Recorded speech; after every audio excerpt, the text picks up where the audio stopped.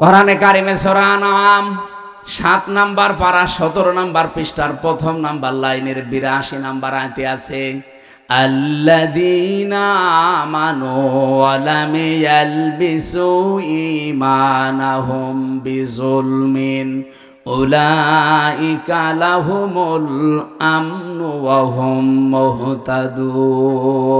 বলেন আল্লাহু আকবার। আল্লাহ পাক বলেন দুনিয়ায় যারা ঈমান আনবে আর ঈমানের সাথে যারা শিরিক জুলুম, এখানে জুলমুন মানে আর শিরকিন, যারা জুলুম এবং শিরিক তাদের ঈমানের সাথে মিশ্রণ করবে না, উলাইকা লাহুমুল আমনু, এই মানুষগুলোই আল্লাহর কাছে নিরাপত্তার হকদার। ও বাংলার মুসলমানেরা, আমরা তো আর খ্রিস্টান না, আমরা তো এখানে মুশরিক না, আমরা এখানে ৯২% মুসলমান। অন্যান্য ইবাদত বন্দেগী কম থাকতে পারে, কিন্তু নামের আগে আমার মোহাম্মদ আছে। ৯২% মুসলমান আমরা। শান্তি, স্বস্তি, নিরাপত্তা আল্লাহ দেবেন। উলাইকা, আল্লাহ বলেন আঙ্গুল দিয়ে মনে হচ্ছে দেখাচ্ছে, ইসমে ইশারা, উলাইকা লাহুমুল আমনু, এই মানুষগুলোই লাহুমুল আমনু, এদেরকে আমি আল্লাহ নিরাপত্তা দেব, এরা নিরাপত্তার হকদার। যদি তারা ঈমান আনার পরে ঈমানের সাথে শিরিক আর জুলুম মিশ্রণ না করে। বাংলাদেশে ঈমানদার যারা দাবি করতাম তাদের সাথে শিরিক আছে না নেই? জুলুম আছে না নেই? বলেন বলেন। শিরিক কি জুলুম কি, এই দুইটা যদি আপনি পরিষ্কার হয়ে যান, ওই দুইটা থেকে নিজেকে মাহফুজ রাখবেন, হেফাজত করবেন। আল্লাহর কসম, দুনিয়ায় কেউ পাশে না থাক, হেফাজত করার দায়িত্ব নিয়ে নেবে কে? এক কথায় বলছি, শিরিক কি? আল্লাহ যেটা পারে ওইটা অন্য কেউ পারে, এই বিশ্বাস করার নাম শিরিক। এক কথা বলছেন না কেন? আল্লাহ যেটা পারে ওইটা অন্য কেউ, আরো জোরে বলেন। কেউ যদি বিশ্বাস করে থাকেন আপনি শিরিক করছেন, আর শিরিক করলে আপনি আর মানুষ নেই, মুশরিক। আর মুশরিক যারা, তাদের জন্য আল্লাহর শাস্তি হচ্ছে ইন্নাহু মাইয়ুশরিক বিল্লাহ ফাকাদ হারামাল্লাহু আলাইহিল জান্নাহ ওয়া মাওয়াহুন নার ওয়া মা লিয-যালিমিনা মিন আনসার। সূরা মায়েদা ৬ নাম্বার পারা ১৯ নাম্বার পৃষ্ঠার ১২ নাম্বার লাইনে আয়াতটি আছে, কোন মানুষ যদি পৃথিবীতে শিরিক করে, ১ নাম্বার শাস্তি, আল্লাহ তাকে জান্নাত হারাম করে দিয়েছে, আর জাহান্নাম তার জন্য আশ্রয় স্থল। বলেন নাউজুবিল্লাহ। আজকে থেকে সিদ্ধান্ত নিয়ে ফেলেন, আল্লাহ যেটা পারে ওইটা অন্য কেউ দুনিয়ায় পারে। আরো জোরে বলেন, না পারে না। আমি আজকে একটা শিরিক পেয়েছি, যে বাড়িতে ছিলাম, উনি ওই বিশ্বাসে বলেছে কিনা আমি জানি না, কিন্তু এই বিশ্বাস যদি থাকে আপনি আজকেই পাল্টাবেন। আমরা পেছনে বসে আছি, ওনার 2টা ছেলে আছে, আর একটা ছেলে নাকি স্ত্রীর পেটে, ওইটাও সানো করে দেখেছে ছেলে হবে। পানি নিয়ে এসে বলছে হুজুর এমন পানি পড়বেন যেন মেয়ে হয়। মনে হচ্ছে আমি ডাউনলোড করে দেব। অনেক জ্ঞানী মানুষ, হয়তো এই লাইনের মানুষ না, জেনারেল শিক্ষিত মানুষ, এরকম বহু মানুষকে আমরা এটা পাই, যে মানুষগুলোর বিশ্বাস আল্লাহ যেটা পারে দুনিয়ায় অন্য কেউ এটা পারে। আমার উপরে বিশ্বাস করেছে যে পানি এমন ভাবে পড়বেন যেন এবার আর ছেলে না হয় মেয়ে হয়। পানি পড়া, আপেল পড়া দিয়ে যদি ছেলেকে মেয়ে বানিয়ে দিতে পারতাম, তা আমার ম্যাডামের কি হতো? এটা তো একটা বললাম, এবার আর একটা বলছি, নাকি বলবো না? কোরআনে কারিমে যে বিধান আল্লাহ দিয়েছেন এ পৃথিবী চালানোর জন্য, দুনিয়ার মানুষ যদি কেউ নবীকে জিজ্ঞাসা করতো ওই সময়, ইয়াকুলুনা হাল্লানা মিনাল আমরি মিন শাইইন কুল ইন্নাল আমরা কুল্লাহু লিল্লাহ। আল্লাহ পাক এটা সূরা আলে ইমরানে আছে, 4 নাম্বার পারা 9 নাম্বার পৃষ্ঠার 3 নাম্বার লাইনের 154 নাম্বার আয়াতের মাঝের অংশে পাবেন। এটা তাফসিরে ফি জিলালিল কোরআনে সাইয়্যিদ কুতুব এভাবে লিখেছেন, রাব্বুল আলামিন বলেন, নবী, মানুষ যদি আপনাকে জিজ্ঞাসা করে যে দুনিয়া চালাতে তো আইন কানুন লাগে, এগুলো কি আমরা বানাতে পারি? আল্লাহ সাফ জবাব দিয়েছেন, আপনি বলেন না। বলে ইন্নাল আমরা কুল্লাহু লিল্লাহ, আইন শুধুমাত্র বানাতে পারে কে? আরো জোরে বলেন। আল্লাহর দেওয়া আইনের পাশাপাশি কেউ যদি আইন বানায়, সে শিরিক করছে। কি কথা বলেন? আপনি 318 পৃষ্ঠার এই বইটা পড়েন, এই যে নারী কমিশন বানিয়েছে, যেটা পুরাটা পড়ে দেখেছি আমি। এখানে আমার দৃষ্টিতে প্রত্যেকটা পয়েন্টে তারা ভুল করেছে, আর অধিকাংশগুলো আল্লাহর কোরআনের আয়াতের বিরুদ্ধে লিখেছে। ওরা 3 নাম্বার পয়েন্টে এটা লিখেছে যে দেহ আমার, সিদ্ধান্ত আমার। এটা কোরআনের আয়াতের বিরুদ্ধে।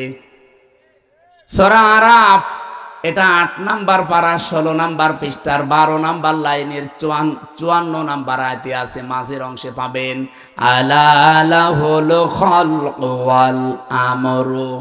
আল্লাহ বলেন, এ পৃথিবী বানিয়েছি আমি, সিদ্ধান্ত দেবে কে? আর ওরা বলছে দেহ আমার, সিদ্ধান্ত আমার। আরে ভাই, দেহ আপনার মানে? আমার এই যে 33 বছর বয়স, 34 বছর আগে আমির হামজা নামে কোন অস্তিত্ব ছিল? আসতে বলেন। হালাতা আলাল ইনসান হাইনুম মিনাদ দাহরি লাম ইয়াকুন শাইয়াম মাযকুরা। মানুষের জীবনে কি এমন সময় যায়নি যখন সে উল্লেখ করার মতো কিছু ছিল না? আমি তো 34 বছর আগে আমার বাবার বিয়ে হয়েছে, 35 বছর আগে, 34 বছর আগে অন্তত আমি দুনিয়ায় উল্লেখ করার মতো হামজা ছিলাম না। তে দেহ আমার হয় কি করে? এখন যদি বলেন না আমার মা বাবার, কে বলেছে আপনার মা বাবার? বিজ্ঞানের কাছে জিজ্ঞাসা করছে যে দেহটা কে বানিয়েছে? বিজ্ঞান বলছে বাবার স্ফলিঙ্গ দিয়ে দ্রুত গতিতে যে পানিটা বের হয়ে যায়, এইটা দিয়ে কমপক্ষে 4টা জিনিস তৈরি হয়। যদিও বিজ্ঞান তথ্য দিয়েছে, এটা খ্রিস্টান বিজ্ঞানী। এই খ্রিস্টান জানাচ্ছে যে 4টা জিনিস কমপক্ষে মায়ের ভেতরে 40 দিন 40 দিন 40 দিন যখন পাল্টাতে থাকে, এনা পাক পানিটা দিয়ে আল্লাহ 4টা জিনিস বানায়। ওরা তো আল্লাহ বলে স্বীকার করে না, বলে গড। কি বলে? আমি এটা পেয়েছিলাম তামিলনাড়ু এক খ্রিস্টান ডাক্তারের কাছে। উনি বলছিল কম্পিউটারের ভেতরে, ওই যে ভেলোর হাসপাতালে চেন্নাই নিয়ে গিয়েছিলাম আমার ছোট মেয়েটাকে। ওই সময় তো বড় মেয়ে, ওইটাই ছোট ছিল, একটাই ছিল। বলছিল রক্ত, গোশত, চর্বি আর চামড়া, মায়ের রেহেমের ভেতরে যে নাপাক পানিটার থলি আছে, ফিকরারি মাকিন বলা হয় যেটাকে, ওখানে একটা সুরক্ষিত জায়গা, একটা নাপাক পানি আছে। ওই পানির ভেতরে এই পানি যে মিশ হয়, ওটা দিয়ে আল্লাহ আরো 4টা জিনিস বানায়, চুল, রগ, হাড় আর পর্দা। 8টা জিনিস যখন এক হয়, তখন মাটির নির্যাস থেকে যে আমরা বলি যে আল্লাহ মানুষ বানিয়েছে কি দিয়ে? না, সরাসরি মাটি দিয়ে বানিয়েছে আদমকে। আর আমাদেরকে আল্লাহ মাটি দিয়ে বানাননি, তামাম পৃথিবীর সব মানুষকে আল্লাহ বানিয়েছে মাটির নির্যাস দিয়ে। এখন যদি এখানে জিজ্ঞাসা করা হয়, খালি আলেমরা বাদ দিয়ে আমার মনে হয় অধিকাংশ মানুষ বলতেই পারবে না যে মাটি বানিয়েছে কি দিয়ে? মশলা দিয়ে।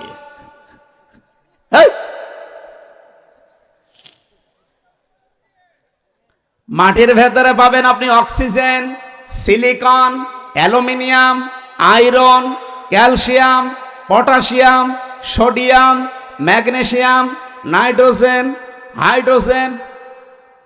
ওদিকে 4 4 8টা। আর মাটির উপাদান থেকে যদি 10টা হয়, 8 আর 10 কয়টা হয়? বলেন বলেন।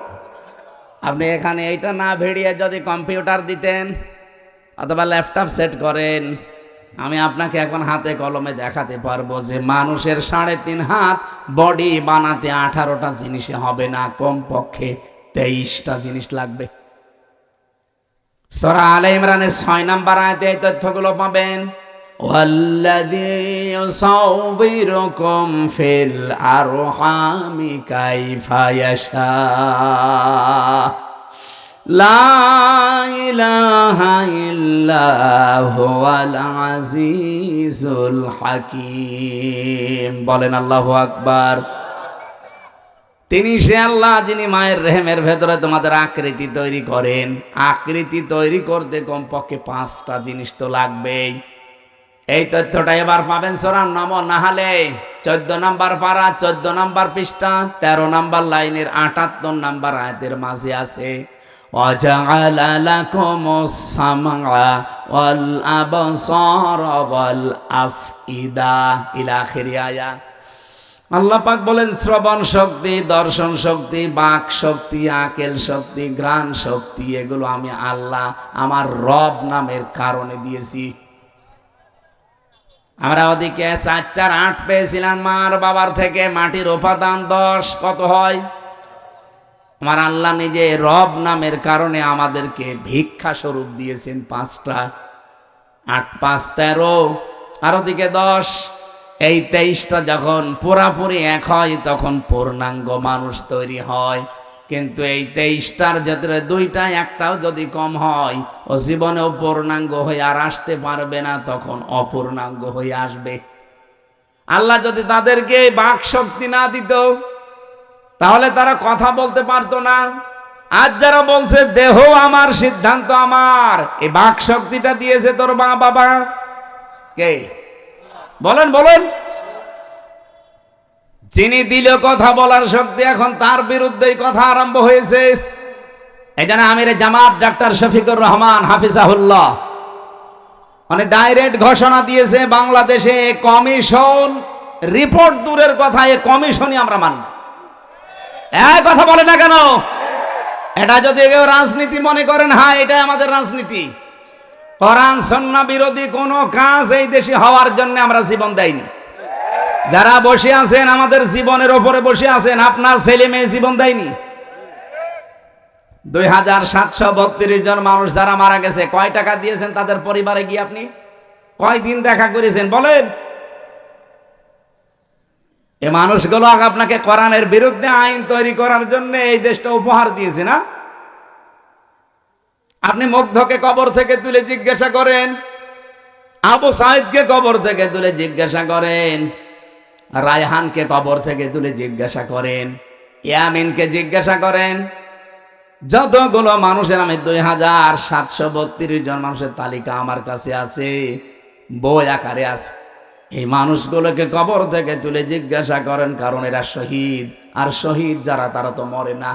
এরা প্রত্যেকেই বলবে এই দেশে আমরা বৈষম্য দূর করার জন্য জীবন দিয়েছি।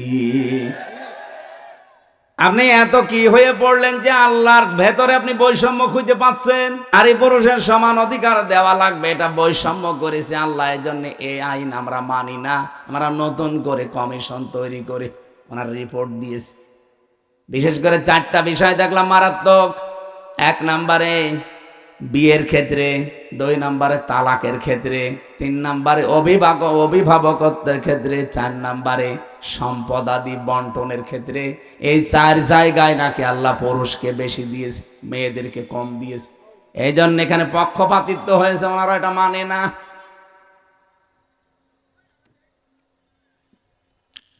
আমরা স্পষ্ট ভাষায় তাফসীর মাহফিলে রেকর্ড হয়, তামাম দুনিয়া যাচ্ছে, সবাইকে আহ্বান জানাচ্ছি, আগস্টের 5 তারিখ কিন্তু শেষ হয়ে যায়নি।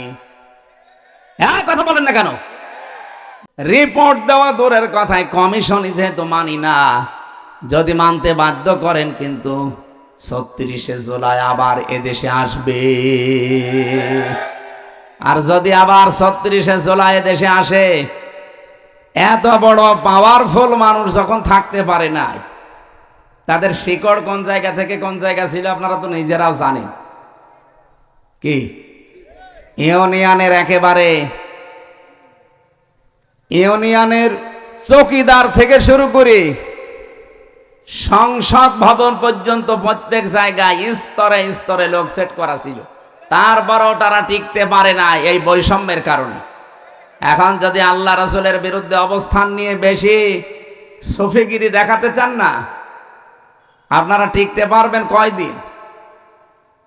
এদেশে এখন আর দল বেদল নেই। কে আওয়ামী লীগ করে, কে জাতীয় পার্টি করে, কে বিএনপি করে, জামাত ইসলাম করে, ওইটা বাদ। এখন আমরা দেখি আল্লাহর কোরআনে হাত দিয়েছে। কথা বলেন, প্রকাশ্য হাত দিয়েছে। পুরা বইটা আমি শেষ করেছি। কি আশ্চর্য, মানুষ এত সাহস দেখায় কি করি? এখনো পর্যন্ত পিটিয়ে মেরে ফেলেনি তো ভাগ্য ভালো। আপনি কি এটাকে ইন্ডিয়া পেয়েছেন? এখানে নামাজ হয়তো কম পড়তে পারে, রোজা না রাখতে পারে, তা আল্লাহ একজন আছে, রাসূল আমাদের নেতা। এ বিষয়ে আপনি যারে জিজ্ঞাসা করবেন, ওই যে যেটার ফুল হাতা ও বলবে। আবার লজ্জা পাচ্ছে। আপনার লজ্জা কিসের?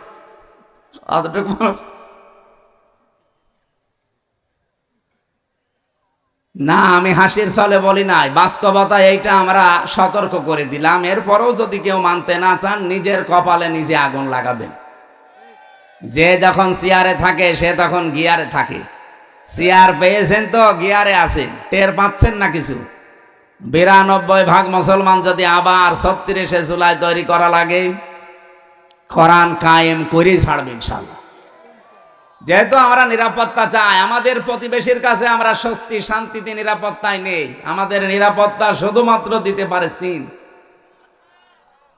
কে বলেন? বলেন।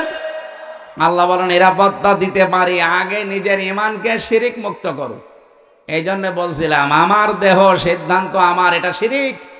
কারণ দেহ আমার না, সিদ্ধান্ত আমার না। আলাহুল খালকু আল আমরু। দেহ কার? পোড়াটাই আল্লাহ বানিয়েছে। আমার মা বাবা শুধু বিছানায় ছিল, তাছাড়া তাদের কোনো দায়িত্ব নেই। বাকিটা যা করার কে করেছে? এই জন্য উনি যেহেতু বানিয়েছে, সিদ্ধান্ত ওনার হবে, আর এইটাই বাস্তবসম্মত।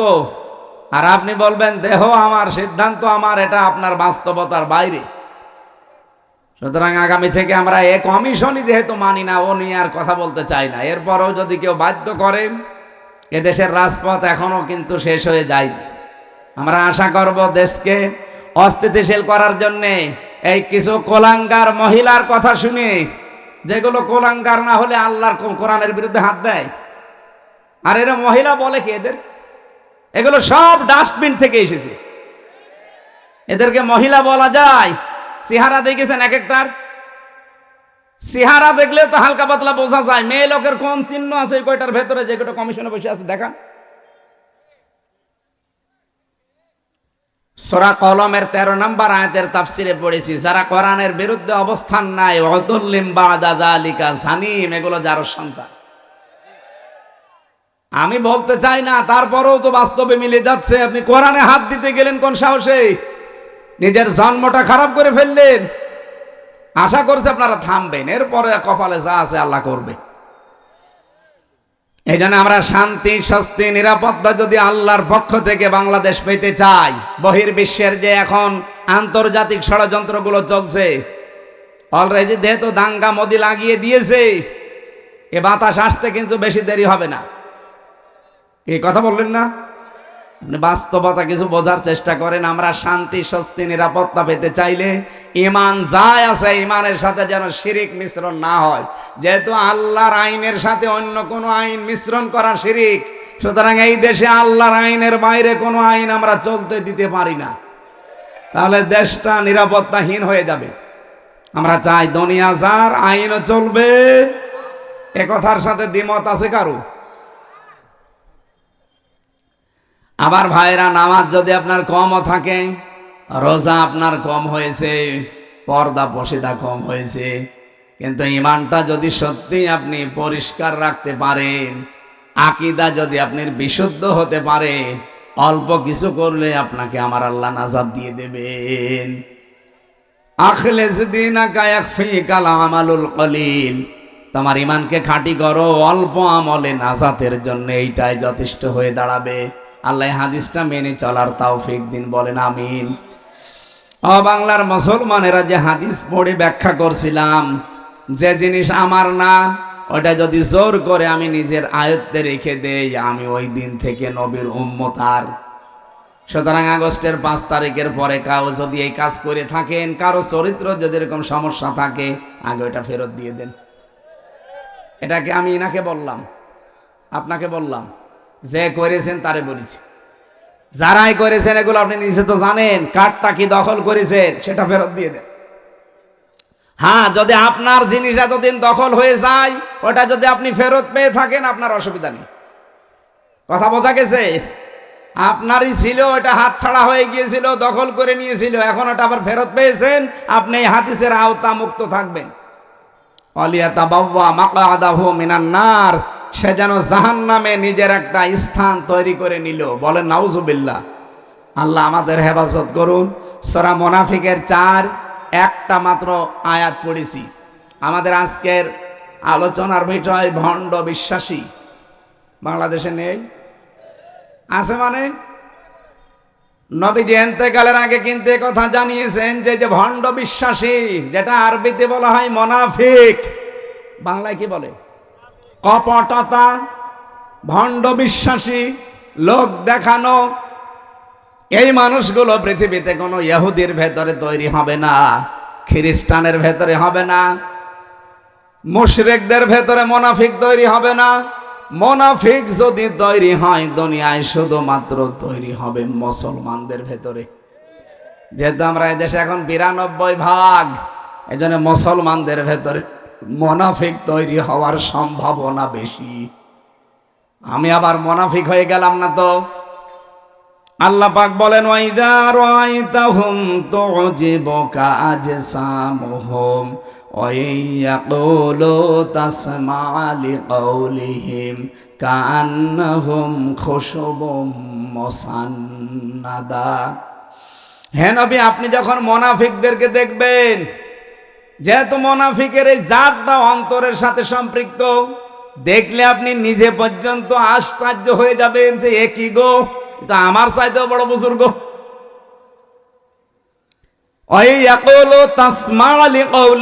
তাদের সাথে যদি আপনি কথা বলেন, যা তাদের কথা যদি আপনি শোনেন, আপনি বিমোহিত হয়ে পড়বেন, আপনি নিজেকে খেয়ে হারিয়ে ফেলবেন যে কি আমিও তো এত সুন্দর করে ইনিয়ে বিনিয়ে কথা বলতে পারি না। মুনাফিকদের উপরে ফিটফাট ভেতরে। বলেন বলেন। রব্বুল আলামিন তাদের উদাহরণ দিতে গিয়ে জানিয়েছেন কান্নাহুম খুশুবুম মুসান্নাদা, তারা যেন কাঠ খোদাই করা দেওয়ালের মতো। এত সুন্দর একটা উদাহরণ আল্লাহ সেট করেছেন, এটা পড়লে আমার কাছে কোরআনে কারিমের এই যে বালাগাত ফাসাহাত পরিপূর্ণ আমার আল্লাহ কোরআন, এই আয়াতটা তার প্রমাণ। কান্নাহুম খুশুবুম মুসান্নাদা, এর বাংলা অর্থ দাঁড়িয়েছে মুনাফিকদের দৃশ্য মনে হয় কাঠ খোদাই করা দেওয়ালের মতো। চাকচিক্যময় দেওয়ালগুলো দেখলে আপনি কিন্তু ভুলে যাবেন, খেয়ে হারিয়ে ফেলবেন। আর একটা বাংলায় কথা আছে, ফিদা হয়ে যাবেন। এটা আঞ্চলিক ভাষায় কি বলে? এটা কিছু দেখলে ফিদা হয়ে যায়। আমি আঞ্চলিক ভাষাটা এলাকা জানি না, এই জানে বলতে পারছি না। এটা বাংলায় লেখা পেয়েছি, ফিদা হয়ে যাবেন আপনি। কার্যকারিতা, কারুকার্যতা দেখলে মানুষ নিজেকে হারিয়ে ফেলেছে। কি গো, শিল্প এত সুন্দর হতে পারে। আল্লাহ পাক বলেন ইয়াহসাবুনা কুল্লা সাইহাতিন আলাইহিম, মুনাফিকরা ধারণা করে উচ্চ কথা বললেই মনে হয় তাদের কোনো কিছু ফাঁস হয়ে যাবে। হুমুল আদব্য, তাদেরকে শত্রু হিসাবে চিহ্নিত করে রাখবেন। আমি কোন কয়েকটা বলছি। ফাহাজারহুম, তাদের থেকে সতর্ক থাকবেন। কাতালাহুমুল্লাহ, এইটা বিশ্বাস করে রাখবেন যে আল্লাহ নিজে তাদেরকে হত্যা করবে, শাস্তি দেবে, কতল করবে। আন্না ইউফাকুন, কোথায় তারা ফিরে যাচ্ছে। এটা বাংলা অর্থ ছিল। এবারে এই যে তিনটা শব্দের ভেতরে গুরুত্বপূর্ণ শব্দ হচ্ছে ইয়াহসাবুনা, তারা ধারণা করে, মনে করে। কুল্লা সাইহাতিন আলাইহিম, উচ্চ কোনো কথা বললেই মনে হয় তাদের চরিত্র ফাঁস হয়ে যাবে। যেহেতু মুনাফিক এটা নিকৃষ্ট আল্লাহর কাছে, রসুলের কাছে এত নিকৃষ্ট, কোরআনে আল্লাহ উদাহরণ দিতে গিয়ে জানিয়েছেন মুনাফিক জাহান্নামে যাবে কাফেরদেরও নিচে। বলেন তো, আবু জেহেল মুনাফিক না কাফের? ফেরাউন মুনাফিক না কাফের? বলেন বলেন। তাহলে ফেরাউনকে আল্লাহ যদি জাহান্নামে দেয়, আবু জেহেলকে যদি জাহান্নামে দেয়, মুনাফিক যারা আমরা, যারা মুসলমানদের ভেতরে এখন সেগুলো বলবো চারটা। এই চারটা বিষয় যদি কারো ভেতরে থাকে, ও আবু জেহেলেরও নিচে থাকবে। নওগাঁবাসী থাকতে চান আবু জেহেলের নিচে জাহান্নামে? বলেন বলেন। এক নম্বরে কোন হাদিসে আমি সালাসা পেয়েছি, কোন হাদিসে আরবা পেয়েছি। আয়াতুল মুনাফিক আরবা আছে, সালাসা আছে। এজা হাদ্দাসা কাযাবা, কথা বললেই মুনাফিকরা মিথ্যা কথা বলে। দুনিয়ার কথা বলুক আর ধর্মের কথা বলুক, কথা বললেই মিথ্যা কথা বলে। এরকম আলেম দেশে নেই। এই যে আমার ভণ্ড তাহেরি ভাই, কথা বললেই ও হাদিস কোরআনের নাম দিয়ে বলুক আর জেনারেল কথা বলুক, কথা বললেই মিথ্যা কথা বলে। কারণ যেগুলো বানিয়েছে সব মিথ্যা। আপনি আলেমদের জিজ্ঞাসা করেন, আলী বাবা, শালি বাবা, কেল্লা বাবা, ফতে বাবা, কোন জিকির আছে? তাহলে সব বানিয়েছে। কথা বললেই মিথ্যা কথা তুলে আনে। এমন এমন শান তৈরি করেছে আল্লাহর ওলিদের নাম নিয়ে। এ পৃথিবীতে সবচাইতে দামি মানুষ হচ্ছে নবীরা। কথা বলেন না কেন? নবীদের পরে সবচাইতে দামি মানুষ সাহাবীরা। বলেন বলেন। আপনি নবীদের জীবনী পড়েন। আমি 25 জন নবীর জীবনী পেয়েছি কোরআনে ডাইরেক্ট, আর 2 জন নবীর নাম পেয়েছি ইনডাইরেক্ট। এই 27 জনের পুরা জীবনী আমি পড়ে দেখেছি তাফসিরে তাবারি থেকে। পড়াটা পড়ে কোনোদিন আমি পাইনি ও যেমন জিকির বানিয়েছে কোন নবী এই শালি বাবা, কেল্লা বাবা, ফতে বাবা বলে জিকির করেছে। তাহলে পড়াটা মিথ্যা, এটাকে আর ব্যাখ্যা করা লাগবে? সাহাবীদের জীবনী পড়েন, হেকায়েতে সাহাবা সহ যত সাহাবীর জীবন আমি নিজে পড়েছি। একটা দুইটা না, বিশ্ববিদ্যালয়ে থাকাকালীন বহু সাহাবীর জীবন আমার ছিল। পড়াটা পড়ে কোনো দিন আমি পাইনি একদিনের জন্য কোন সাহাবী ইয়া রাসূলুল্লাহ, ইয়া রাসূলুল্লাহ এই জিকির করেছে। অথচ ওরা নাম দিয়েছে আহলে সুন্নাত ওয়াল জামাত। ওদের নাম দেওয়া দরকার আহলে বেদাত ওয়াল জামাত। সুন্নাতের কোন বালাই ওদের ভেতরে নেই। খালি পাগড়ি মাথায় দিয়ে জব্বা গায়ে দিলে আর বাবড়ি চুল রাখলে সুন্নত হয়? যা যা করছেন সবগুলো মিথ্যার উপরে। কথা বললে যারা মিথ্যা কথা বলেন, ধর্মের কথা বলেন আর জেনারেল কথা বলেন, কথা বললেই জীবনে মিথ্যা ছাড়া কিছুই পাওয়া যাচ্ছে না। অথচ নবীজি বলেন এই পৃথিবীতে সমস্ত পাপের মা হচ্ছে মিথ্যা। বাইরের দেশগুলোতে আমি যেয়ে দেখেছি, ওরা শুধু আজ দাঁড়িয়ে গেছে এই মিথ্যাটা না থাকার কারণে। মালয়েশিয়া তো মুসলমান দেশ, তারা 2004 সাল থেকে আজ দাঁড়িয়ে গেছে, আর আমরা 54 বছরও দাঁড়াতে পারি না। আমি মালয়েশিয়া বিশ্ববিদ্যালয়ের পড়াটা যখন ঘুরছিলাম, 120টা দেশের ছেলেমেয়েরা ওখানে আছে। আমার বিভিন্ন দেশের ছেলে মেয়েদের সাথে আমার পরিচয় হওয়ার পরে ওরা আমারে বলছে, হুজুর এই যে মোবাইলটা, এই রাজশাহী বিশ্ববিদ্যালয় দেখেছেন না, এর চাইতে কমপক্ষে 20 ডবল বড় হবে মালয়েশিয়া বিশ্ববিদ্যালয়। বলছে এই যে মোবাইলটা যদি এখানে পড়ে থাকে, সারা দিন সারা রাত যদি এর পাশ দিয়ে শুধু বাংলাদেশ আর ভারত আর পাকিস্তান এই 3টা দেশের লোক যদি এই রাস্তা দিয়ে না যায়, এই মোবাইল সারা দিন সারা রাত পড়ে থাকবে, কেউ নেবে না। কিন্তু বাংলাদেশের লোক আর ভারতের লোক যদি পাশ দিয়ে যায়, ও গায়েব হয়ে যাবে। শুনে কেমন লাগে বলেন তো, যে আমার কথা দিয়ে পাশ দিচ্ছে।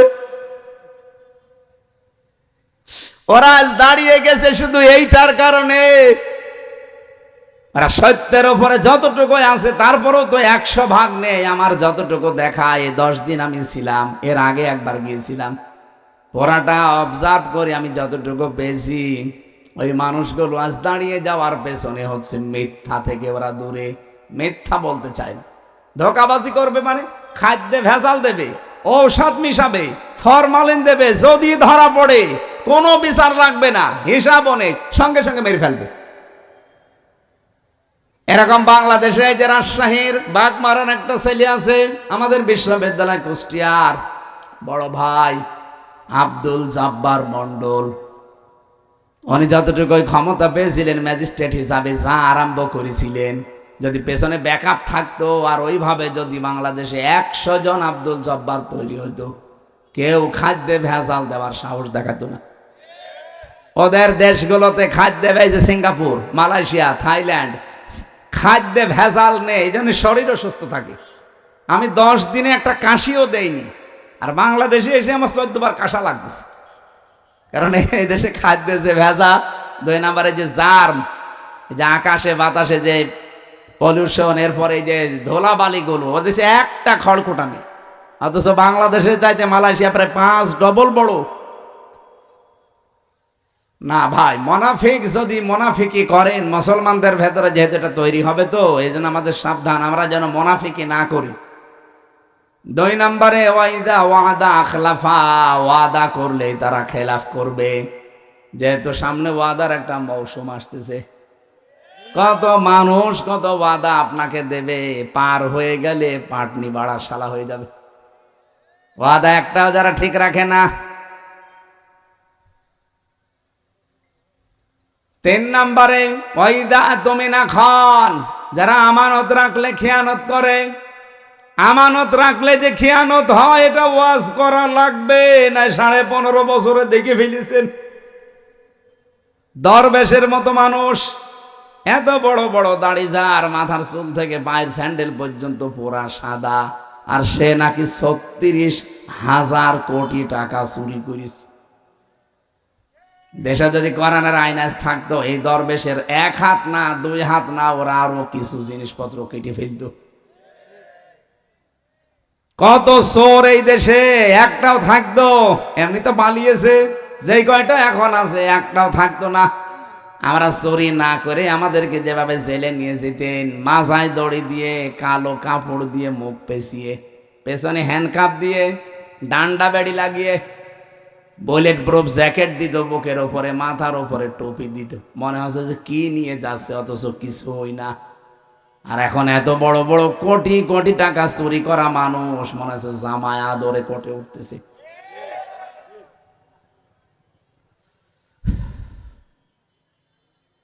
এই চোরগুলো যা করেছে, ওদের সাথে যারা মিশত, এই মানুষগুলো এখন আশ্চর্য। কে সেদিন একজন কাজ ছিল, এনবিআর এর চেয়ারম্যান মনে হয়, এত টাকা মানুষ পাচার করতে পারে, এগুলো সব রাষ্ট্রীয় সম্পদ ছিল না? বলেন বলেন।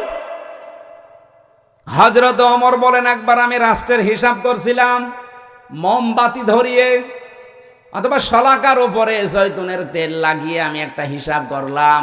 হঠাৎ করে দেখি রাতের বেলা দেশের প্রধান বিচারপতি হযরতে আলী আমার বাড়িতে। আসার পরে সালাম দিয়ে জিজ্ঞাসা করলাম, প্রধান বিচারপতি, আপনি কি এসেছেন রাষ্ট্রের কোনো কাজ না নিজের কোনো কাজ নিয়ে? হযরতে আলী বলে, খলিফা, আমি এসেছি আমার পারিবারিক একটা সমস্যা নিয়ে। হযরত ওমর সঙ্গে সঙ্গে বাতিটা লিভিয়ে দিলেন। হযরতে আলীর মন খারাপ হয়ে গেল, কি গো, আমি দেশের প্রধান বিচারপতি, আমি এসেছি দেশের প্রধানমন্ত্রীর কাছে, আমারে দেখলে তো আরো আলোক সজ্জা বেশি করবে। আর একটা জয়তুনের তেল দিয়ে লম্ফ জ্বালানো ছিল বাতি, ওইটাও দিল লিভিয়ে, এখন তো অন্ধকার হয়ে গেল, আমি কি বলতে যে কি বলবো। হযরত ওমর ডাক দিয়ে বলে, প্রধান বিচারপতি আলী, মন খারাপ করবেন না, আমি আপনাকে আগেই জিজ্ঞাসা করেছি আপনি কি এসেছেন আপনার ব্যক্তিগত কাজে না পারিবারিক কাজে না রাষ্ট্রীয় কাজে? আপনি নিজেই বলছেন না আমি পারিবারিক কাজে এসেছি। আমি যে হিসাব করছিলাম, এটা রাষ্ট্রের তেল পুড়িয়ে রাষ্ট্রের জনগণের হিসাব। তা আপনি আসলেন আপনার পারিবারিক ব্যক্তিগত জীবনের সমস্যা নিয়ে, জনগণের তেল পুড়িয়ে আমি কাজ করি। এ সময় আপনার সাথে কথা বললে জনগণের আমানতের সাথে খেয়ানত হবে। হযরতে আলী বলেন, এই দিন থেকে ওমরের প্রতি রাগ না মহব্বত যা ছিল, ভালোবাসা, এগুলো আরো আল্লাহ বৃদ্ধি করে দিয়েছে। দেশের 1628 জন মানুষ যদি এভাবে আমরা তৈরি করতে পারতাম, আজ বাংলার মুসলমানেরা সুযোগ আল্লাহ সব সময় দেয় না, 54 বছর পর একটা সুযোগ অলরেডি দিয়েছে। এবার যদি হাতছাড়া হয়ে আবারও চোর ডাকাত আবার এসে যায়, 100 বছরে সুযোগ আর পাবেন না।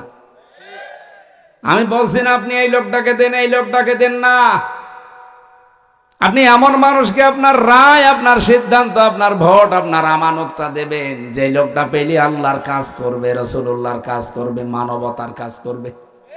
আর যদি না, নিজেই মারিং কাটিং এর উস্তাদ হয়।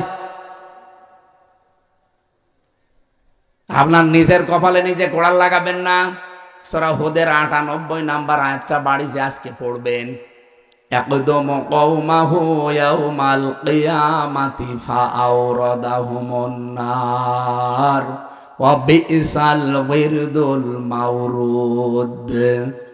আল্লাহ পাক, এটা বাংলা অর্থ হচ্ছে, যেই দলের নেতা জাহান্নামে যাবে ওই দলের অনুসারী কর্মী সব তার সাথে জাহান্নামে যাবে। এটা আমি বানালাম। সূরা হুদ ১২ নম্বর পারা ১২ নম্বর পৃষ্ঠার ১ম নম্বর লাইনের ৯৮ নম্বর আয়াত। বাংলাদেশে যত তাফসীর আছে, বাংলা ইংরেজি যা পাবেন দেখেন এইটা লেখা আছে।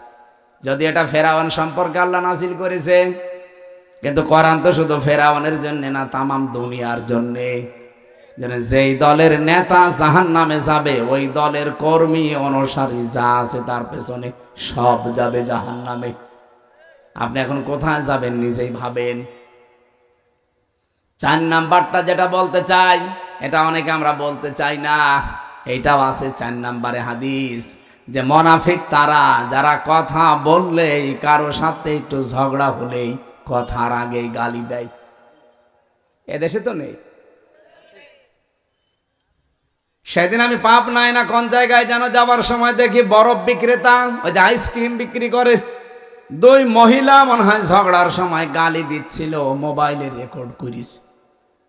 এমন গালি, একবারে 1 থেকে Z পর্যন্ত পুরা গালি, ৮-১০ মিনিট রেকর্ড করে আবার বরফ বিক্রি করছে ওই মোবাইলের সাথে, কিভাবে মেমোরি কার্ডে সেট করে মাইকে ছেড়ে দিয়েছে।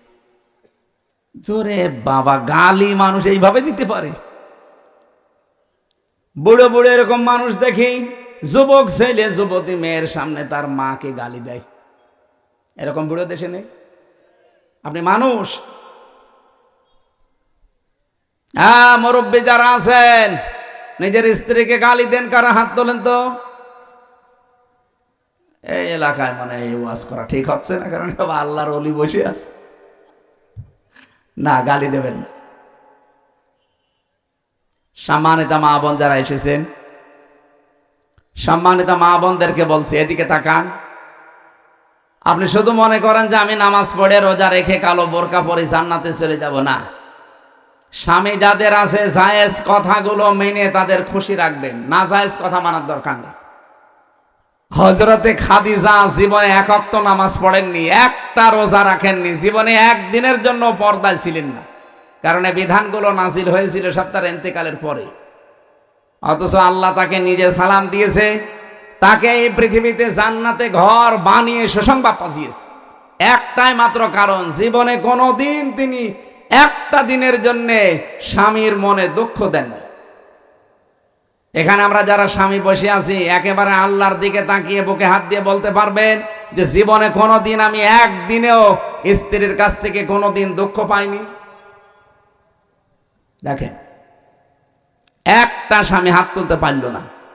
স্টেজে এত বড় বড় হুজুর বসে আছে, কেউ পারছে না। এক মুরব্বী হাত তুলেছে, বউ আছে, থাকতে পারে, আলহামদুলিল্লাহ। ওনার বউ যদি এরকম থেকে থাকে, আলহামদুলিল্লাহ। মা বোন যারা এসেছেন, আপনি চিন্তা করে বলেন, এখানে হাজার হাজার স্বামী, একটাও আমরা হাত তুলতে পারলাম না। আমিও পারি না, কি করে তুলবো? মিথ্যে কথা বলবো কি করে? পারবো না। কোরআনের আয়াত এবং হাদিসের বর্ণনা অনুযায়ী পৃথিবীতে কেউ যদি একটা কষ্ট সহ্য করে, দুঃখ পায়, আর এই কষ্টটা যদি 3টা কারণে পেয়ে থাকে, তাহলে কমপক্ষে 10 থেকে 70 গুণ পর্যন্ত দুনিয়া আখেরাতে তাকে শান্তির ব্যবস্থা আল্লাহ করবে।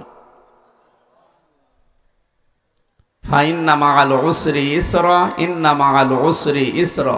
এই আয়াতের তাফসিরে দেখবেন ফি জিলালিল কোরআন, সাজ্জাদ কুতুব রহমাতুল্লাহ আলাইহি টিকার ভেতরে তিনি দিয়েছেন, কোন মানুষ যদি দুনিয়ার ময়দানে একটা কষ্ট সহ্য করে,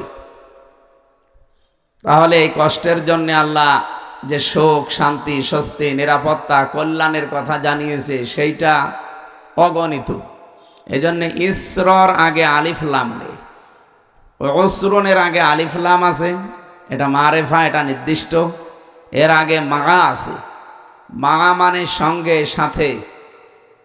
আল্লাহ এর আগে ইন্না দিয়ে গ্যারান্টি দিয়েছেন, অবশ্যই কষ্টের সাথে, কষ্টের পরে, কষ্টের সঙ্গে সুখ আছে। কয়টা?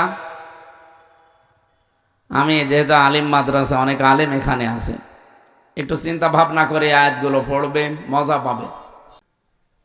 আমার কথা যেটা বলি ওখান থেকে আমি একটা শিক্ষা নিয়ে আসি আগে, তারপরে সামনে যায়।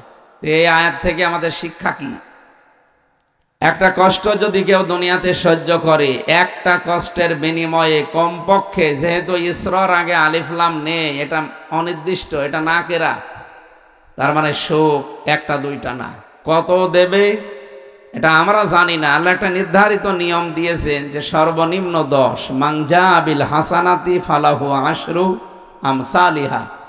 একটা নেকির কাজের পরে কমপক্ষে আল্লাহ ওই 10 গুণ পর্যন্ত সওয়াব দেয়, আর সর্বঊর্ধ্বে 70 গুণ। এরপরে কত আছে এটা আমাদের ধারণার বাইরে, বেগাইর হিসাব বলা আছে কোরআন। এখানে যেহেতু একটা কষ্ট কেউ সহ্য করলে তার সাথে সাথে আল্লাহ সুখ শান্তি দেবে কয়টা? কমপক্ষে নিম্নে 10, উপরে 70-এর উপরে আরো আছে, আমরা 70 ধরলাম। এদিকে তাকিয়ে বলেন সর্বনিম্ন কত? এর উপরে অন্তত 70 ধরি, তার উপরে যত আছে আমাদের হিসাবের যেহেতু বাইরে, ওইটা বাদ দিলাম। একটা কষ্ট যারা আমরা সহ্য করি, এর সাথে সাথে আল্লাহ সুখ শান্তি আমাদেরকে দেবেন 70টা। এটার ভেতরে কি আছে এখন আমরা বের করতে চাই। সুখ যদি আপনি দুনিয়ায় পেয়ে থাকেন, কষ্ট যদি আপনি পেয়ে থাকেন, এই কষ্টটা, এই সুখটা হওয়া লাগবে 3টা কারণে। কয়টা? আমি কথা বোঝাতে পারছি কিনা বলেন। আপনি কষ্ট পেলেই হবে না, কষ্ট পাওয়া লাগবে দুনিয়ায় কয়টা কারণে? আরো জোরে বলেন। 1 নম্বরে আপনার যদি আল্লাহর জন্য কষ্ট হয়, রাসূলুল্লাহর জন্য কষ্ট হয়, মানবতার জন্য কষ্ট হয়। কয়টা কারণ পেলাম? এই 3 কারণের বাইরে যদি কেউ কষ্ট পায়, তার কষ্টের সাথে আল্লাহ সুখ শান্তি রেখেছেন, এ কথা কোরআনে নেই।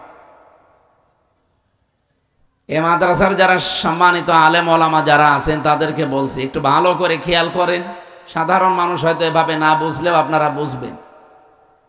আপনি বলেন একটা কষ্টের পেছনে কারণ কয়টা? আরো জোরে। আপনি 3 কারণের বাইরে যদি দুনিয়ায় কষ্ট পান, আপনার জন্য কোনো শান্তি, স্বস্তি, নিরাপত্তা, সুখ, কল্যাণ আল্লাহ রাখেন না। বহু মানুষকে আমরা দেখি এই 3 কারণের বাইরেও তারা কষ্ট সহ্য করে। এই যে প্রেম যারা করে, ছেঁকা খায়, কষ্ট পায় না? যারা করিয়েছে, ছেঁকা খেয়েছে, একটু হাত তোলেন তো দেখি আল্লাহর ওলিরা। এই এলাকায় তো এসব নেই, আলহামদুলিল্লাহ। আপনাদের এলাকায় মাদ্রাসা আছে তো এই জন্য এসব নেই। চালাক, এই যে কে যেন বলছে চালাক মাল, ঠিকই। যাই হোক, এই কষ্টের পরে সুখ পাবেন না। পরকীয়া প্রেমে যারা আছে, এরা যদি একটু মানে কিছু হয়, কষ্ট পায় না? এই কষ্টের সাথে কি সুখ আছে? না। এটা হাসি না, আপনি নাম ধরেই বলছি, আমার দাদির বয়সী তো, এই জন্য। উনি যখন চলে গেল কষ্ট পায়নি? কি কষ্ট পেয়েছে আপনি দেখেছেন, কি কান্না কাঁদছিল। আমার তো মনে হয় স্বামী মরে গেল ও এত কাঁদেন। কি কন্দন গো, মনে হচ্ছে তো সব মরে গেছে একদিনই। আমি এর আগেও কন্দন দেখেছি, কিন্তু চোখে পানি দেখিনি। এই দিন সত্যিই চোখে পানি বেরিয়েছিল। তার মানে এই দিন কষ্ট, কথা বললেন না কেন? এই যে কষ্ট পেলে, কষ্টকে আল্লাহর জন্যে, রাসূলুল্লাহর জন্য, মানবতার জন্যে, কিসের জন্য? মানবতা ধ্বংস করার জন্য। তাহলে কোরআন বলছে যারা কষ্ট পাবে, কারণ কয়টা? এখন আমরা যারা এই যে 54 বছর স্বাধীন হয়েছে বাংলাদেশ, বিশেষ করে 15.5 বছরে কষ্ট পেয়েছি। আমি নাম ধরেই বলছি ভাই, আমি নিজে যেহেতু ভিকটিম, আমি কষ্ট পেয়েছি। নাকি মনে করছেন আমার কোনো কষ্টই হয়নি? আরে ভাই, আমি যোগাযোগ বিচ্ছিন্ন ছিলাম 3 বছর ফাঁসির কন্ডেম সেলের ভেতরে। জেলখানার ভেতরে আর একটা জেল আছে, তার নাম বলা হয় সেল। সেলের ভেতরে আর একটা জায়গা আছে, তার নাম ফাঁসির কন্ডেম সেল, যেখানে মার্ডার মামলার আসামি থাকে। আমি কি মার্ডার করে গিয়েছিলাম? এর ভেতরে আর একটা জায়গা আছে, তার নাম কবর সেল। এটা রাজশাহী আছে আর যশোরে আছে, আর গাজীপুরের কাশিমপুর কারাগারের 4 নাম্বারটায় আছে। এছাড়া আর বাংলাদেশে সেরকম কোনো জায়গায় আমি পাইনি। আমার যেহেতু বিভিন্ন জায়গায় নিয়ে যেত কষ্ট দেওয়ার জন্য, জেলখানায় দিলে 3 বছর না 30 বছরও আমি এত কষ্ট পেতাম না। 24 ঘন্টা একটা রুমের ভেতরে, রুম কিসের, এদিকে 3.5 হাত, এদিকে 2.5 হাত, একটা কবরের মতো। এর সামনে আবার টয়লেট দেওয়া, ওর ভেতরে খাওয়া, ওর ভেতরে গোসল, ওর ভেতরে ঘুমানো, ওর ভেতরে পড়াশোনা। এই তারপরেও যদি একটু 10-15 দিন পরে বাড়িতে একটু কথা বলতে দিত যে কেউ বেঁচে আছে না মরে গেছে, না, 3 বছর দেখা সাক্ষাৎ নেই, কথা তো নেই। অথচ সারা জেলখানার লোক, যারা ফাঁসির 10 জন ফাঁসি আসামি, মানে 10টা মার্ডার করেছে, সেও আমার সামনে অন্তত 7 দিন পরে পরে একবার কথা বলে, 15 মিনিট 20 মিনিট করে বাড়ি। এই যে কষ্টটা আপনি দিলেন, আমার কি কিছুই হয়নি? আপনি নিজেকে একটু দাঁড় করান তো। আমার এই বয়সে, আমার তখন 30 বছর ছিল, এখন তো 33। এই বয়সে এই কষ্টটা আমি যদি অপরাধ করে পেতাম, আমার কোনো কষ্ট লাগতো না। আমি যদি 10টা মার্ডার করে যেতাম, আমাকে কষ্ট দিতে, আমি মেনে নিতাম। আপনি যে আমার যে মামলা দিলে, ও মামলা তো শয়তানও বিশ্বাস করে না। আমারে মামলা দিয়েছে যে আমি আনসারুল্লাহ বাংলা টিমের প্রধান সারা বাংলাদেশের, অথচ কি ও ছাতা আমি জীবনে নামই শুনি। আনসারুল্লাহ বাংলা টিম যে কি, এটা জীবনে আমি নামও শুনিনি। ওর আগে ওই জেলে যে শুনলাম যে আনসারুল্লাহ বাংলা টিম নামে একটা টিম আছে, ওদেরকে জঙ্গি বানিয়ে বিভিন্ন দেশের মোড়লদেরকে এই ইন্ডিয়ার প্রেসক্রিপশন অনুযায়ী এই দেশে যারা দায়িত্বে ছিল তারা দেখাতো যে এই দেশে জঙ্গি আছে। অথচ এই যে ডিএমপি কমিশনার এখন আমাদের ঝিনাইদহ বাড়ি, শেখ সাজ্জাদ হোসেন, মানে 3 দিন আগে জানিয়েছে যে বাংলাদেশে জঙ্গি বলে কিছু নেই, এগুলো সব নাটক ছিল। কারণ একজন মহিলা নাটক লিখত, আর কাউন্টার টেররিজম আর ডিবিতে যারা কাজ করে তারা এগুলো সব মন্তস্থ করত। যেহেতু যিনি নাটক লিখবে তিনি পালিয়েছে, তে নাটক লিখবে কে? আর যারা মন্তস্থ করবে তারাও তো পালিয়েছে। যারে তারে নিয়ে যেয়ে জঙ্গি বানিয়ে দেয় না, শুধুমাত্র যারা ইসলামপন্থী, যারা আলেম ওলামা, এদেরকে হয়তো নিয়ে যেয়ে 1 মাস 2 মাস 1 বছর 2 বছর গুম করে রাখে। ওই মিনি আয়না ঘর আছে, বিগ আয়না ঘর আছে, এখানে নিয়ে যেয়ে রাখে মাটির নিচে। 1-1.5 মাস 2 মাস 2 বছর 5 বছর পরে বের করবে। এত বড় বড় নখ হয়ে যায়। আমি নিজেও তো 10 দিন ছিলাম, প্রথমে দেখেছি ওই যে দেওয়ালে লিখে রাখে, এই বড় বড় নখ দিয়ে লিখে রাখে যে ভাই কেউ যদি বাইরে যেতে পারেন এই নাম্বারটা অন্তত জানাবে যে আমি বেঁচে আছি। সে লোকটা জানে না যে এটা কোন বছর চলছে, এমনকি লোকটা জানে না যে এখন কয়টা বাজে, বা এটা কোন মাস চলছে, কি বার, এটা কি দিন না রাত, এখন কি সূর্য উঠেছে না রাতের গভীর, ওর কিচ্ছু জানা নেই। আমিও তো 10 দিন জানি না যে আমি কি সূর্যের আলো কোনোদিন দেখতে পারবো, সূর্যের আলো কেমন হয়। 10 দিনেই মনে হয় আমি ভুলে গেছি। তাহলে বলেন তো, যে লোকটা 10 বছর 12 বছর পড়ে আছে একটা ঘরে এভাবে, তাও হাতের সাথে পায়ের সাথে শিকল লাগানো, আপনি নিজেকে ওই জায়গায় দাঁড় করান তো, কেমন লাগে আপনার? এই যে নখ তোলে যে সমস্ত জিনিস দিয়ে মেশিন, এগুলো আমাকে দেখিয়েছিল যে এগুলো আমরা দিয়ে নখ তুলি। আমার আগে ছাত্র দলের এক ভাইকে নিয়ে গেল, ও নখ তুলবে।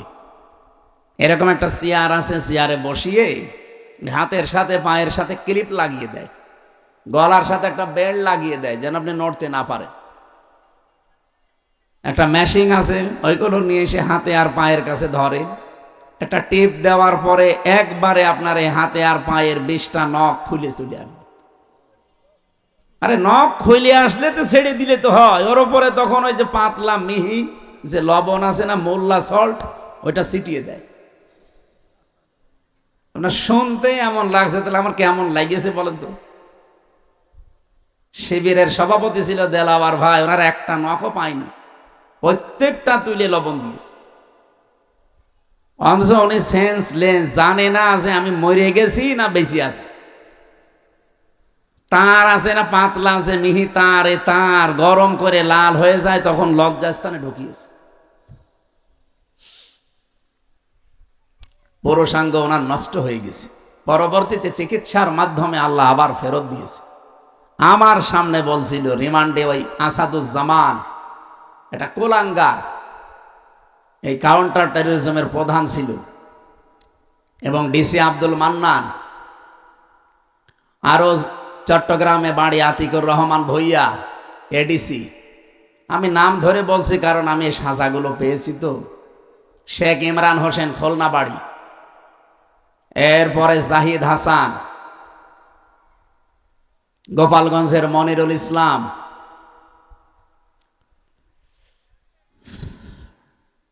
ওই সময় ডিসি ছিল নজরুল ইসলাম মোল্লা, ডিবির এডিসি ছিল মশিউর রহমান। নামগুলো শুনলে একটু শান্তি লাগছে না? যে কত সুন্দর সুন্দর মুসলমানের নাম, অথচ এই মানুষগুলো আল্লাহ একজন আছে, আমার এই যে মরা লাগবে এটা বিশ্বাস করেন। আল্লাহর ভুল ধরতো আমার সামনে, কোরআনের আয়াতের বিভিন্ন বাংলা কটিশন বলতো যে আল্লাহর এটা ঠিক হয়, আল্লাহরে যে মানে না, তাই আমারেও ছাড়বে? এই 10 দিনে যে আমি কত গালি খেয়েছি আমার মা বাবা তুলে, আমি জানি আর আল্লাহ জানে। আর সাইদি সাহেবকে মনে হয় প্রতিদিন 50টা করে গালি দেয়। মামলা আমারে দিয়েছেন, আমার যদি দোষ থাকে আপনি খোঁজ করে বের করেন, আমারে কিছু বলেন, সাইদি সাহেবের গালি দেন কেন? এই মানুষগুলো একটা শুধুমাত্র এভাবে বসিয়ে রাখবে, একটা সুইচে টিপ মারলে 1 মিনিটে আপনি 120 বার ঘুরবেন। আপনার মাথার মগজ উলট পালট হয়ে যাওয়ার কথা না? ওই বাইরে যখন নিয়ে এসে আমার পাশের রুমে দিল, কি চিৎকার করে কান্না! এতে কঠিন ভয়ঙ্কর একটু বর্ণনা বললাম, এটা কিন্তু আমি ফেস করে এসেছি। এই জন্য এখন আমার বুকে ব্যথা, মাজায় ব্যথা, পিঠে ব্যথা, ডায়াবেটিস, এগুলো একটা রোগও আমার ছিল না। সব এই জেলখানায় 3 বছরে হয়েছে, কারণ ভেতরে তো কোনো চিকিৎসা নেই। একজন ডাক্তার আছে 10,000 মানুষের জন্য, একটা ডাক্তার, মহিলা ডাক্তার, তাও সব রোগের কথা তার কাছে বলাও যায় না। এই কঠিন পরিস্থিতি তৈরি করলো যারা, কষ্ট বলেন তো সত্যি করে বলেন, একটু কি হালকা আমি পাইনি? এই 3টা বছর আমার কাছে মনে হয় 30 বছর যা বেঁচে ছিলাম তার চাইতেও বেশি কষ্ট পেয়েছি। তাহলে এক একটা কষ্ট পেয়েছি আমার নিজের কোনো দোষের কারণে, কোনো অপরাধের কারণে। হয় আল্লাহর জন্য তারা কষ্ট দিয়েছে, রাসূলুল্লাহর জন্য কষ্ট দিয়েছে, অথবা মানবতার জন্য। তাহলে কোরআনের আয়াত ছিল কি, কেউ যদি কষ্ট সহ্য করে একটা, কষ্টটা কার জন্যে? আল্লাহর জন্যে, রাসূলুল্লাহর জন্যে, মানবতার জন্যে। তার জন্যে কমপক্ষে মা যেহেতু আছে, যারা আরবি গ্রামার জানে বলেন তো মা, এ শব্দের পরে আল্লাহ উসরুনের আগে আলিফ লাম দিয়ে এর সাথে নির্ধারিত করে দিয়েছে যে অবশ্যই একটা কষ্ট সহ্য করো দুনিয়ায়, একটা দুঃখ সহ্য করো, আমি আল্লাহ কমপক্ষে 10 থেকে 70টা সুখ, শান্তি, স্বস্তি, নিরাপত্তা, কল্যাণ দুনিয়া আখেরাত মিলে তোমার কপালে লিখে দিলাম। আল্লাহর এই ওয়াদা কি মিথ্যা হবে? বলেন বলেন। অন্তত 15.5 বছরে আমরা যারা 50টা কষ্ট পেয়েছি, না পাইনি? 50টা কষ্ট যারা পেয়েছি এই 3 কারণে, তাদের জন্য আপনি 50কে 70 দিয়ে গুণ দেন তো। 3,500 কমপক্ষে সুখ শান্তি আল্লাহ আমাদের সামনে রেখে দিয়েছে। এগুলো দুনিয়া আখেরাতে আল্লাহ আমাদেরকে দেবে, এরপরে অন্য কিছু। এরপরের আয়াতটা যেহেতু আল্লাহ রিপিট করেছেন, এই জন্য বলছি। আল্লাহ রাব্বুল আলামিন বলেন, ইন্না মা'আল উসরি ইসরা। আগেরটা শুনে যেমন শান্তি পেয়েছো, পরেরটা একটু শোনো, কেমন লাগে বলবো। পরেরটা আল্লাহ জানাতে চেয়েছেন, দুনিয়া থেকে যদি একটা সুখ ভোগ করে, একটা সুখ যদি কেউ শান্তি ভোগ করে দুনিয়ায়, আর ওই সুখ যদি অবৈধ সুখ হয়, আবার তাকান এদিকে, আপনি সুখ ভোগ করলে অশান্তি পাবেন দুনিয়ায়, বিষয়টা এমন না। সুখ যদি হয় অবৈধ সুখ, এ শান্তিটা যদি অবৈধ শান্তি হয়ে থাকে, একটা সুখ শান্তি ভোগ করার বদলে এর সাথেও যেহেতু মা আছে, আপনি অবশ্যই দুনিয়াতে কমপক্ষে 10 থেকে 70টা অশান্তি দুনিয়ায় পাবেন। আগেরটা শুনে তো ভালোই লাগছিল, ছাতা পরেরটা বললে তো কেমন লাগছে। দুনিয়াতে আপনি একটা সুখ ভোগ করছেন, কিন্তু সুখটা অবৈধ সুখ। নওগাঁবাসী ইমান থেকে বলবেন, যদি থেকে থাকে আপনার বিবেকে যদি কাজ করে, 15.5 বছরে যারা ছিল তারা সুখ পায়নি। এক কথা বলছেন এখানে, এ সুখটা কি বৈধ সুখ না অবৈধ? আপনি সুখ ভোগ করবেন, করেন, কিন্তু বৈধভাবে করেন। এ 15.5 বছরে 3 বার যারা ভোট করে নাম দিয়ে আপনি গেলেন ক্ষমতায়, সুখ পেলেন। আপনি তো ভোট করে যাননি, কারণ আমি নিজে ভিকটিম। 33 বছর বয়স এখন আমার। 18 বছর থেকে যদি ভোট দিতে আরম্ভ করতাম, আমি 3 বার ভোট দিতে পারতাম, একবারও পারি নাই। তার মানে 3 বার যারা ছিল বৈধ না অবৈধ? বলেন বলেন। এ অবৈধ ভাবে থেকেও কি তারা সুখ পায়নি? আপনি কি এত আসতে পারেন কেন? যারা অবৈধ সুখ পেয়েছেন, যদি মনে করেন 50টা সুখ আপনি ভোগ করেছেন, এক একটা সুখে যদি কমপক্ষে 70টা করে দুঃখ আপনার কপালে থাকে, হিসাব করে আগেরটা যেমন দিলেন, এবার বলেন কত হয়? 3,500। আমি কোরআন মাথায় নিয়ে বলতে পারবো, আল্লাহর কথা 100 ভাগ প্রতিফলন হবেই। আপনি বিশ্বাস না করতে পারেন, আমি 100 ভাগ বিশ্বাস করি, কারণ এর ভেতরে কোনো সন্দেহ নেই, সন্দেহর লেশ মাত্র। দালিকাল কিতাবুল লা রাইবা ফীহ। আল্লাহ পাক বলেন, আমার এই কোরআনের ভেতরে যত তথ্য দেওয়া আছে, সন্দেহ তো দূরের কথা, সন্দেহের অবকাশও নেই, মিথ্যা তো দূরের কথা। তাহলে বাস্তবে যেটা বললাম কোরআন দিয়ে, আপনি এবার নিজের জীবনে মিলাবেন। মাস্ট বি দুনিয়ায় যারা অবৈধ সুখ ভোগ করেন, এই যে পরকীয়া প্রেমে যারা আছে, তারা কি সুখ পায় না?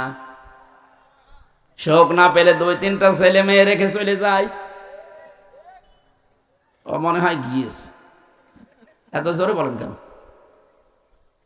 এলাকায় যদি কেউ অবৈধ সুখে থাকেন, এই মুহূর্তে আপনি থেমে যান। আর সুখ আপনি হয়তো কিছু পাচ্ছেন, এক একটা অবৈধ সুখের কারণে কমপক্ষে 70টা দুঃখ সামনে আপনার অপেক্ষা করছে। সুতরাং এই প্রেম ছেড়ে দেওয়া লাগবে, পরকীয়া প্রেম। যারা রাজি আছেন হাত তোলেন তো। এই কার সাথে লাইন? আপনার বিয়ে করেছেন? বিয়ে করলে তো আপনার আর লাইন করার দরকার। আমি এখান থেকে একটা শিক্ষা দিতে চাই, যেহেতু রেকর্ড হচ্ছে, এটা জাতির জন্য বলবো। এটা আমার অন্য দিকে নিয়েছেন না, যে হুজুর যা বলে সব আমার গায়ে লাগে। যেহেতু অবৈধ সুখ ভোগ করলে এক একটার জন্য শাস্তি কয়টা? আরো জোরে। তাহলে এতদিন যারা এগুলো করেছে, তাদের এখন শাস্তি আপনি দেখতে পাচ্ছেন। এত কিছু তারা করেছিল, এখন ভোগ করতে পারছে না। কয়েকদিন আগে সিঙ্গাপুরে ছিলাম, মালয়েশিয়া, কয়েকটা দেশ ঘুরছিলাম, দেখি এই দেশ থেকে যারা পালিয়ে গেছে, ওরা কিন্তু ওই দেশে সাহেব পাড়া বানিয়েছে, সেকেন্ড হোম ওদের আছে, তো থাকতে পারে না, তালা লাগানো থাকে হচ্ছে হোটেলে। আমি যেই হোটেলে উঠেছিলাম, নিচে নেমে দেখি 2 শয়তান চা খাচ্ছে। কি গো? ও যে হুজুর, আমরা আগেই পালিয়েছি। আপনি পালাইলেন কেন? আপনার না 620টা বাড়ি? ওই যে চট্টগ্রামের একজন ছিলেন না, কি মন্ত্রী যেন, ভূমি মন্ত্রী, 620টা বাড়ি আছে শয়তান। একজনের বাড়ি লাগে কয়টা বলেন তো? আমার বাবার একটা বাড়ি, তাই আমি থাকার সময় পাই না।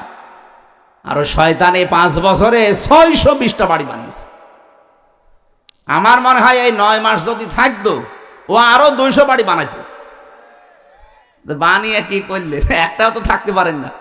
এখন এই যে হোটেলে থাকা লাগে, কয়দিন থাকবেন এভাবে? সাহেব পাড়ায় থাকতে পারেন না, হলে থাকবো ওখানে। বাংলাদেশের 20 লাখ মানুষ এই মালয়েশিয়া আছে। আমার পিটিয়ে ভর্তা বানিয়ে ফেলবে। অবৈধ সুখ যারা ভোগ করেছেন, আল্লাহর কসম, এক একটা অবৈধ সুখের জন্য ৭০টা করে অশান্তি পাবেন দুনিয়া আখিরাত মিলে। এর বাস্তব প্রমাণ আমার কুষ্টিয়ার হানিফ আরিনুর বাড়ি। ওই আগস্টের 5 তারিখে বিকাল বেলা তো একটা নাজিল হয়েছিল আযাব, আবার এই ফেব্রুয়ারির 5 তারিখে আযাবুল বুলডোজার নাজিল হয়েছে, পুরাটা মিশিয়ে দিয়েছে। অথচ কি দাপট ছিল দেখেছেন? আগস্টের 5 তারিখের আগ পর্যন্ত দাপট কি গো! ক্ষমতা ভোগ করেছে, কিন্তু ওটা কি বৈধ না অবৈধ? আমরা চাই আপনাদের, আমি হিতাকাঙ্ক্ষী, কে কোন দল করেন এখন আমার সব চিন্তাবাদ, কারণ আমি কোরআনের আলেম। কোরআন যেহেতু সবার, আমিও এখন এক কথা বলেন না কেন? কেউ নিজের দিকে টেনে কথা বলবেন না, আমি সবার জন্য বলছি। যেহেতু অবৈধ সুখ ভোগ করলে কি হয় আমরা এখন হাড়ে হাড়ে টের পাচ্ছি, দেখতেও পাচ্ছি। আগামীতে যারা চেয়ারে বসবেন, এই চেয়ারে কেউ যেন বসে অবৈধ সুখ ভোগ করতে না পারে। আর এর জন্য কেন নিয়ম আছে কিছু, এই জন্যে তো ছাত্ররা জীবন দিয়েছে, চেষ্টা যেন অন্তত নিরপেক্ষভাবে মানুষ চেয়ারে বসতে পারে। অবৈধ সুখ পেয়ে আপনি কি করবেন দুনিয়ায়? কয়দিন ভোগ করবেন অবৈধ সুখ? এই পৃথিবীতে অবৈধ সুখ যারা ভোগ করে শান্তি পায়, আল্লাহর কোরআন বলেছে অবশ্যই তাদের দুঃখ কপালে আছে। দুনিয়া আখিরাত মিলে কয়টা? বলেন বলেন। এবার আপনার যা ভালো লাগে আপনি তাই করেন। এ পর্যন্ত বলার পরে যারা না বোঝার ভান করে আছেন, এই এদিকে আসেন। কি দেখছেন কি এখানে? যে যেখানে আছে সেখানে বসে পড়বে। এদিকে তাকান। কি বুঝলেন এই দুইটা আয়াত দ্বারা? আগে শিক্ষা বের করে সামনে যাওয়া লাগবে। এখন থেকে সিদ্ধান্ত নেওয়া লাগবে না যে জীবনে যদি কষ্ট সহ্য করি আল্লাহর জন্য করব, রাসূলুল্লাহর জন্য করব, মানবতার জন্য করব। এই কথা বলেন না কেন? আর সুখ যদি ভোগ করেন অবৈধভাবে, একটা ক্ষতি হবে কয়টা? এরকম পাগলেও চাইবে। এরকম পাগল যদি থাকে, নওগাঁয় থাকতে দেবেন না, ওরে পাঠাবেন কোথায়?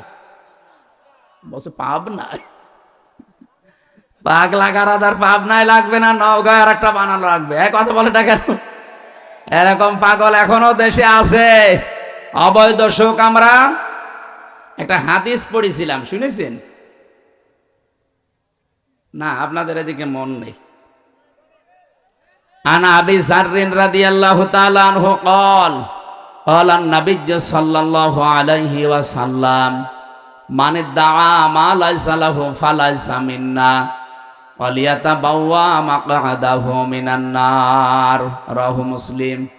হাদিসটা এখানে যেহেতু আলিম মাদ্রাসা, আপনারা নিজেরাও পড়ান মুসলিম শরীফের হাদিস, আমি জানি, কিন্তু এখান থেকে দুইটা তথ্য আমি বের করতে পেরেছি।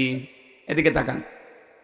নবীজি বলেন, মানিদ্দাআ মা লাইসা লাহু ফালাইসা মিন্না। যেই জিনিস তোমার না, ওইটা যদি নিজে দখল করে নাও, নিজের আয়ত্তে রেখে দাও, যেই দিন এই কাজ করবা ওই দিন থেকে তুমি আমি নবীর উম্মত নেই। শুনেই না আউযুবিল্লাহ পড়ছেন, বাস্তবতা বলবো। যেই জিনিস আপনার না, ওইটা যদি নিজের আয়ত্তে নিয়ে নেন, যেভাবেই হোক, প্রতারণা করে হোক, সিটারি বাটপারি করে হোক, ধোকাবাজি করে হোক, ছিনতাই করে হোক, ডাকাতি করে হোক, চাঁদাবাজি করে হোক, যেভাবেই হোক, যদি নিজে ওইটা নিজের আয়ত্তে নেন, অথচ জিনিসটা আপনার না, যেই দিন এই কাজ করেছেন ওই দিন থেকে আপনি আর নবীর উম্মতের তালিকায় নেই। নওগাঁবাসী বিবেক দিয়ে বলেন, যদি কেউ নবীর উম্মত না থাকে, সে হয় ইহুদি, খ্রিস্টান, মুশরিক, মাজুসি। কথা বলছেন? ৪,৫০০ ধর্মের লোক এখন দুনিয়ায় আছে। আমি বাইরের দেশগুলোতে গিয়ে মিশেছি তাদের সাথে। থাইল্যান্ডে গিয়ে এক জায়গায় যাচ্ছিলাম বাসে চড়ে, জিজ্ঞাসা করলাম যে আপনার নাম কি? নাম বলার পরে মনে হচ্ছে না, এই মুসলমানের নাম না। আপনার নবীর নাম কি? বলছে জোসেফ। জোসেফ মানে? হ্যাঁ, মুসা আলাইহিস সালাম, এটা ইহুদি। আর একজনের সাথে সিঙ্গাপুরে দেখা হয়েছিল, জিজ্ঞাসা করলাম আপনার নবীর নাম কি? বলছে যিশু। যিশু মানে ঈসা আলাইহিস সালাম। তাহলে ওই নবীর উম্মত দাবি করছে তারা, কেউ ঈসা, কেউ মুসা, কেউ ইব্রাহিম। ওরা ইব্রাহিম নবীর নামও পাল্টিয়ে দেখে আব্রাহাম। বিভিন্ন নাম তারা পাল্টিয়ে দিয়েছে, কিন্তু জিনিস তো আমরা যারে মুসা বলি, যারা ঈসা বলি, যারা ইব্রাহিম বলি। তাহলে ওরা আমাদের নবীর উম্মত কিন্তু দাবি করছে না। জিজ্ঞাসা করলে তো বলে না যে আমার নবীর নাম মুহাম্মাদুর, বলে না, বলে না। কারণ ওরা নবীকে স্বীকার করে না, ওরা স্বীকার করে ওই সমস্ত জায়গাকে। যদিও তারা মুসা নবীর আদর্শের ওপরও নেই, যদি তারা ইব্রাহিম নবী, ঈসা নবীর আদর্শের ওপরেও নেই। যেই জিনিস আপনার না, ওইটা যদি আপনি দখল করে নেন, আল্লাহর কসম করে বলছি, ওই দিন থেকে আপনি কিন্তু নবীর উম্মত আর নেই। আগস্টের 5 তারিখের পরে অনেক মানুষের চরিত্রে আমরা এগুলো দেখতে পেয়েছি। যে জিনিস যার না, সেইটা নিজের করে নিয়েছেন। আপনি মনে করছেন কি আপনি নামাজ পড়েন, রোজা রাখেন, আপনি হজ করে এসেছেন, বিশাল পাগড়ি মাথায় দেন, জুব্বা গায়ে দেন, আপনি নবীর উম্মত আছেন। কে বলেছে আপনাকে? আপনি যদি নবীর উম্মত থাকেন এই হাদিসটা না মানার পরেও, তাহলে আব্দুল্লাহ বিন উবায় নবীর উম্মত। কে কথা বলেন এখানে?